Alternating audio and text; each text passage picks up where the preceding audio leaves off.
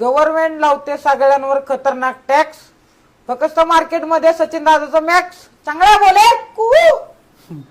असा विषय मित्रांनो आज भेट झाली. 2-3 दिवसापासून मला त्याला भेटायचं होतं. मी कोणाला भेटण्यासाठी कॉल करत नाही, पण पहिला हा व्यक्ती की मी त्याला भेटण्यासाठी आज 2 ते 3 कॉल केले. मी आज आयल्यानगरच्या ब्रँचवरती गेलो, खाली गेलो, शेवगावला काही कार्यक्रम होता आणि आज वाघोलीच्या ब्रँचवर मी त्या दिलं होतं, त्यांना वाघोलीच्या ब्रँचवर बोलून घेतलं. तर आज मी वाघोलीच्या ब्रँचवर आलतो, त्याची खरेदी वगैरे केली.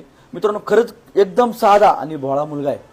आणि जो पण एखाद्याला असं आयुष्य देतो ना, बघा तो 2 महिन्यापूर्वी कोणाला माहित पण नव्हतं, त्याचं खरं नाव शुभम आहे. 2 महिन्यापूर्वी तो कोणाच्या नजरेची नव्हता आणि त्याला देवाने आज एवढी मार्केट एवढी पब्लिसिटी दिली की आज त्याला लोक चालता चालता स्टार समजतात, ते चालता त्याच्यावर फोटो काढतात. ते म्हणजे खरंच अभिमान वाटतो. आणि मी तुम्हाला एक नीट सांगतो आणि ऐका मित्रांनो, खरंच कळकळीची विनंती आहे, लय साधा भोळा मुलगा आहे, त्याला होईल तेवढा सपोर्ट करा.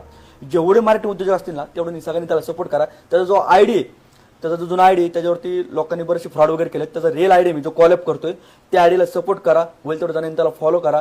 लवकरात लवकर त्याला आपल्याला मराठी बिग बॉस मध्ये बघायचंय आणि त्याला निवडून सुद्धा आणायचंय. तर हीच अपेक्षा आहे. आई तुळजा भावानी तुला खूप खूप यश देऊ, तू खूप मोठा हो आणि पुढच्या जेव्हा आमच्या दुकानात येशील ना तर तुझ्या अशी खाली गर्दी झाली पाहिजे तुला बघायला सगळं, नाही का?